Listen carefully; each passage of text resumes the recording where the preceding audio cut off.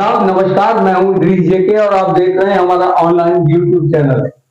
आज की न्यूज में हम आपको दर्शकों को चीज दिखाने जा रहे हैं, वो चीज सुनाने जा रहे हैं, उस पर हम बहस कर रहे हैं। मेरे साथ है नौशाद अंसारी, DNS 24 के संपादक, और मैं आपको इदरीस जेके। जी हाँ, जिस तरह खाड़ी क्षेत्रों में युद्ध स्तर बहुत दिनों से चला रहा है,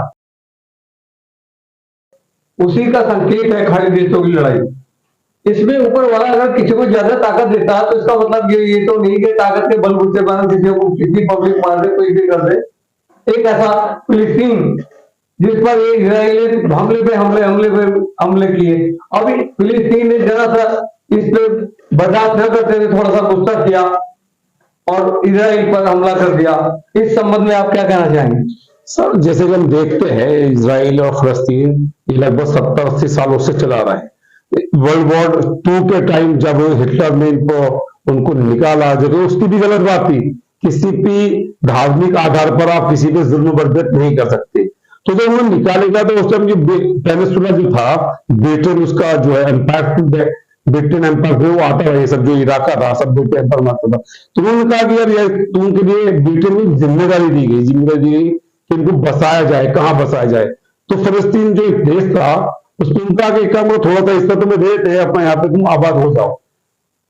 1963 में जगह के ऊपर हो, हाँ, मतलब वो जगह पूरी टोटल 100% फलस्तीन की थी। वो लोग रिफ्यूजी बनकर आए थे और कहा यह गया था कि हम यहाँ पर रहेंगे अमन और शांति के साथ।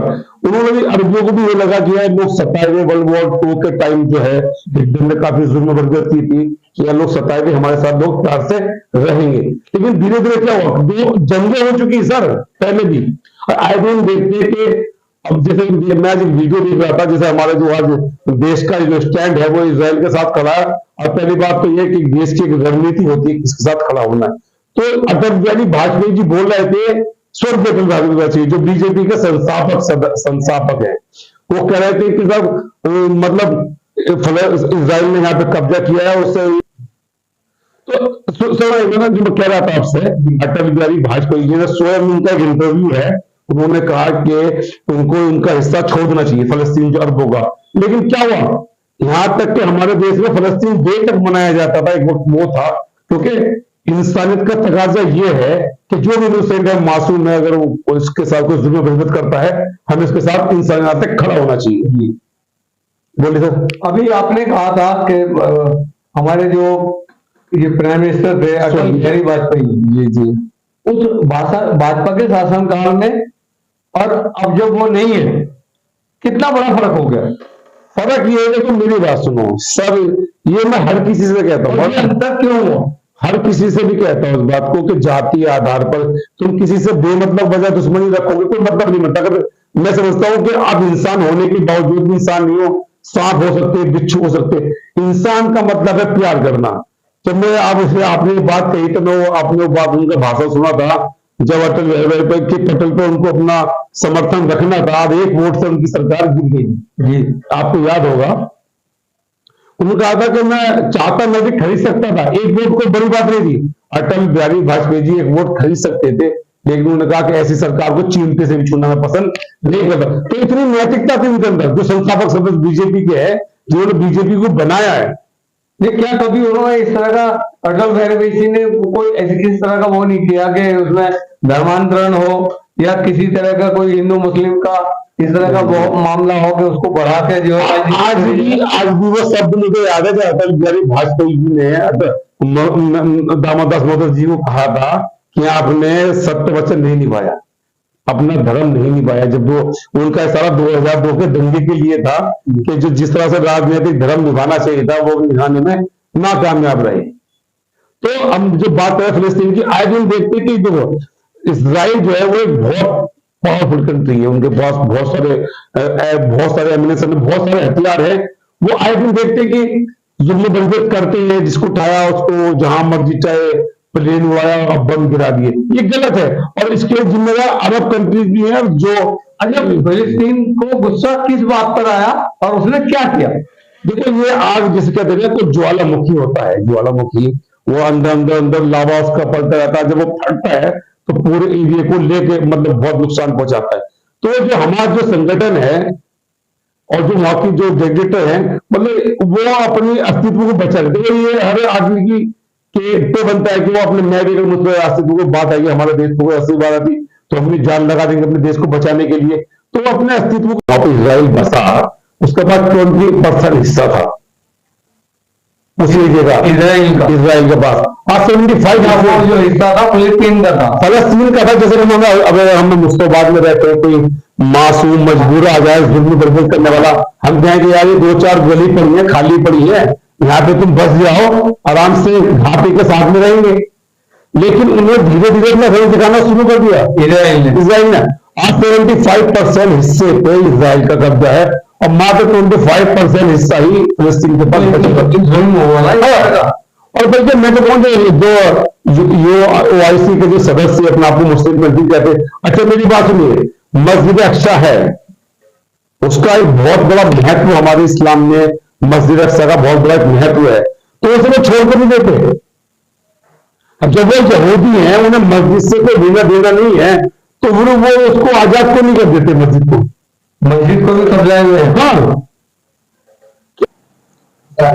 तो जैसे हम देख रहे थे कि 75 जो है बात को कह रहे थे कि जो आपने बताया था कि 25% ऑफ फिलिस्तीन पे रह गया, हाँ 75% का कब्जा हो, तो क्या जाति नहीं? अब जबकि वो जमीन ये इजराइल जो देश जो हम कहते हैं, अभी बहुत से देश उसमें मुसलमानियत वो मानते नहीं है, इसके सदस्य वो नहीं मानते, ऐसे बहुत सारे देश है जो उसकी जमीन। तो कहने का मतलब ये कि इसके लिए अरब भी जिम्मेदार है। अब बल्कि 2 बार मतलब खुली जंग हो चुकी है। तो मैं ये कहता हूं कि जैसे भी हमने देखा पिछली बार, बहुत दिनों बाद हमने ऐसी खबर सुनी कि सऊदी और इजराइल के बीच में संबंध जो है वो मधुर है। अब हाँ, अमेरिका की पहल के तहत हमने कहा गया हम आगे बढ़ना चाहिए, पुरानी बात को छोड़ते हुए हमें आगे बढ़ना चाहिए और संबंधों में सुधार, क्योंकि अरब इजराइल के किसी भी अरब देश से संबंध नहीं, कूटनीतिक संबंध नहीं है किसी से भी। तो एक पहल हुई थी, उसके बाद भी अगर ऐसा होता तो बहुत दुर्भाग्य है। अच्छा, यूएन संस्था है जी, तो उसका मेंबर है इजराइल या नहीं है? मेंबर है क्योंकि जो यूएन होती है उसमें वीटो पावर का, वीटो पावर की मैं बात करूं तो हमारी दुनिया में मात्र 5 देश ऐसे जो वीटो पावर से संबंधित है। चीन है, रूस है, ब्रिटेन है, अमेरिका है और फ्रांस। लेकिन कहने का मतलब ये कि यूएनओ क्यों बनाया गया था? जब वर्ल्ड वॉर 2 हुआ था तो सारे देश यून हो गए थे, वो उसके खिलाफ हिटलर ने बहुत सारे देशों को कब्जा कर लिया था। तो एक यूएनओ को बनाया गया, इसलिए बनाया गया था किसी भी महासभा पर जुल्म बरकत होती किसी देश में होती है तो यूएनओ जो सब सदस्य मिलकर वो महासभा मिलकर उसका साथ देगी। और उसको अभी हम क्या देख रहे हैं, यूक्रेन में क्या हुआ, यूक्रेन के अंदर यूक्रेन रूस ने क्या सोचा, रूस ने ये सोचा कि 2-4 घंटे में 6 घंटे में, ये तो छोटा सा देश है, तो लेकिन अगर उनमें लड़ने की क्षमता अगर तुम्हें ज्यादा है तो तुम हारोगे नहीं। ये यूक्रेन की लड़ाई चली, वो अभी भी चल रही है सर जी। तो ऐसे ही इजराइल ये सोचता है। और बल्कि मैं तो आज बहुत सी जैसे हमारी चर्चा को सुनकर उन लोगों को पेट में दर्द नहीं होगा कि शायद हम किसी जाति विशेष की बात कर रहे, कम्युनिटी, हम बात कर रहे हैं मानवता की। भारत को भी मिलकर, सबको मिलकर उनको हक देना चाहिए और ऐसी चीज क्रिएट करनी चाहिए ताकि न सब लोग सुकून से रह सकें, दूसरे बीच दुश्मनी ना हो, कोई किसी का खून ना करे। लेकिन ये हो रहा है, देश में शांति हो जाएगी। हाँ हो था। अच्छा, यूएनओ जो मैं आपसे बता रहा था सर, यूएनओ का मतलब ये था कि एक महासभा बनाई गई थी ताकि सब लोग मिलकर, किसी के साथ गलत होता है तो उसको अच्छा कारोबार में भी तरक्की होगी, मिलजुल से कारोबार करेंगे, कौन सा देश में काम मैन्युफैक्चरिंग होता है उसको कहाँ पहुंचाना है। मैं इस बात पे थोड़ी सी और समझ जाऊंगा, क्या इन खाली देशों की लड़ाई से हमारे देश में फर्क पड़ेगा सर? देखो कहीं भी कुछ भी होगा। अभी देखो फूड बैंक की बात अगर ये वर्ल्ड वॉर में बदलता है कहानी, जैसे भी गुट बन रहे हैं, कुछ इस्लामी, कुछ गुट, कुछ जैसे ब्रिटेन हो गया, अमेरिका हो गया, इंडिया हो गया, बहुत सारे ऐसे जो है, नीदरलैंड हो गया, बहुत सारे जो क्या सोल्यूशन होना चाहिए? सोल्यूशन ये है कि अमेरिका जितने भी देश है उन सबको मिलकर, अच्छा मेरी बात सुनिए, मैं अभी जैसे आपको बता रहा था कि जैसे कि बहुत सारी चीजों की जांच करने के बाद आपको डॉक्टर दवा देता है तो वो अपने अस्तित्व है, वो देश नहीं है, उनके पास ना एयरपोर्ट है ना फलाना, वो अपने दम पे अपना अस्तित्व बचाए। अभी मैं करूँ, अगर मुझ पर कोई आके हमला करता है, मेरे परिवार पे हमला करता है, तो हमारे देश का संविधान भी सेल्फ है, उसके आप जान ले सकते हो, अचानक से आपको वो गोलीबारी करता है, आपको मारता है, पीटता है, तो अपने बचाव में जो आपको ठीक लगता है वो वही कर रहे हैं। फिलिस्तीन के लोग जो है, अब अगर जो बात हुई थी आपका अटल बिहारी वाजपेयी जी का, उनका वो जो लोग देखना चाहे, मैं उनको चैलेंज करता हूँ, आज भी तो उनका यूट्यूब और फेसबुक पे पड़ा हुआ है, वो देख सकते हैं। वो सरेआम बोले हैं कि इजराइल ने कब्जा किया है, उसको ऐसा नहीं करा है। कौन से? स्वर्गीय अटल बिहारी वाजपेयी, जो हमारे देश के एक महान प्रधानमंत्री थे, जिन्होंने लोग आज भी वो दिलों में लोगों में बसते हैं।